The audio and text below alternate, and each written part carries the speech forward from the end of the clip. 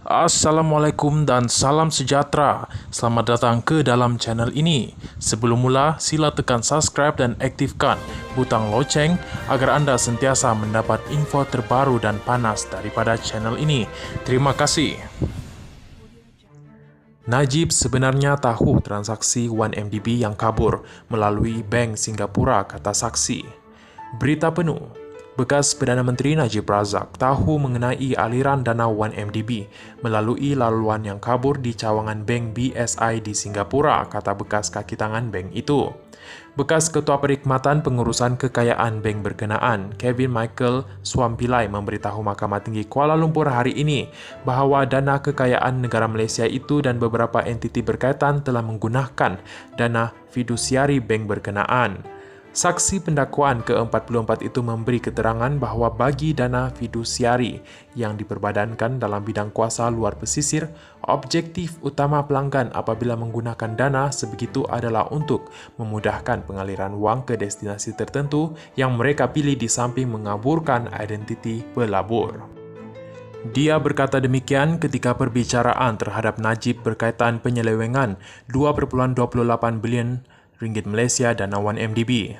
Swampilai berkata dalam kes dana fidusiari, dalam konteks penggunaannya oleh AABAR, SRC dan 1MDB, wang yang dipindahkan ke dana ini tidak diletakkan kepada deposit, sebaliknya merupakan saluran untuk menyalurkan wang kepada pelbagai benefisiari yang hanya diketahui oleh pelanggan sendiri sambil pada masa yang sama mengaburkan pelanggan daripada penelitian pelbagai pihak berkepentingan di Malaysia.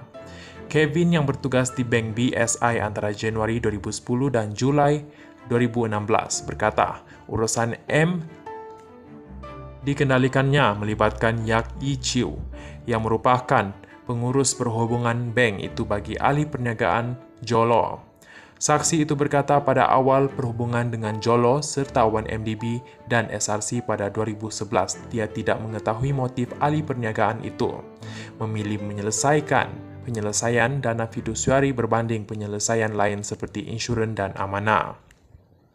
Kevin bagaimanapun mendakwa dengan melihat semua berdasarkan maklumat yang keluar dalam domen awam sejak 2015 adalah jelas bahawa Jolo berniat agar dana fidusiari berkenaan adalah lebih baik kerana memberi ilusi optik kepada pelbagai pihak berkepentingan di Malaysia dan di tempat lain bahawa dana milik SRC, 1MDB dan AABAR dilabur dalam instrumen pelaburan bona fide seperti dana pelaburan. Saksi itu berkata, Jolo memilih struktur dana yang memiliki aliran wang berlapis-lapis dan mengelabui identiti pelanggan untuk transaksi 1MDB, SRC dan AABAR yang merujuk kepada firma pelaburan di Abu Dhabi AABAR Investment PJS. Walaupun arahan untuk melaksanakan urus niaga ini disampaikan oleh beberapa syarikat kaki tangan syarikat pelanggan kepada Yak, saya selalu menganggap bahawa urus niaga ini dilakukan dengan pengetahuan Perdana Menteri ketika itu Najib Razak, kata saksi tersebut.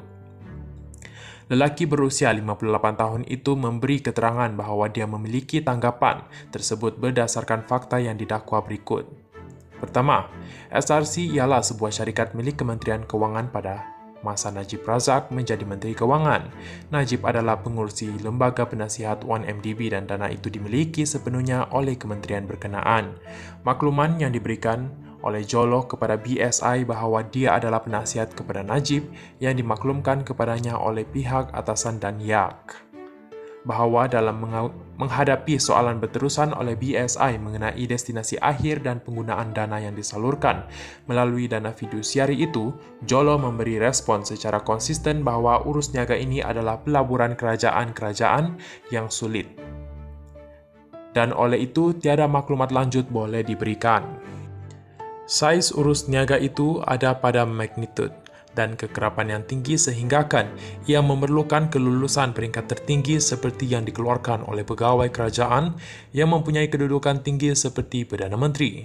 Swampilai memberi keterangan bahawa dana fidusiari ini termasuk Chistenic Investment dan Enterprise Emerging Market di mana kedua-duanya berada di Curacao di rantau Caribbean serta Devonshire Capital Growth Fund dan berpangkalan di British Virgin Island dan Bridge Absolute Return Fund yang berpangkalan di Cayman Island. Menurutnya, setiap dana ini berada di bawah bidang kuasa dana luar pesisir yang dianggap sebagai ringan dari segi pengawasan dan kawalan kawal selia. Menurut pihak pendakwaan, fasa ketiga daripada 4 fasa keseluruhan kes rasuah dan pengubahan wang haram 1MDB melibatkan usaha sama yang dikatakan antara 1MDB dan Aabar dalam bentuk syarikat ADMIC yang didakwa bertujuan membangunkan Tun Razak Exchange TRX di Kuala Lumpur. Pinjaman sebanyak 3 bilion USD dikumpulkan untuk tujuan yang diperkatakan itu dengan jejak wang yang berbelit-belit melalui BSI Singapura. Pihak pendakwa berhujah bahawa fasa ketiga berakhir antara 21 Mac 2013 dan 10 April 2013 dan pemindahan 681 juta ringgit Amerika Syarikat ke akaun Najib antara 21 Mac dan 10 April 2013. Jumlah itu bersamaan 2 bilion ringgit Malaysia pada masa tersebut. Perbicaraan dijalankan di hadapan Hakim Colin Lawrence Sekira.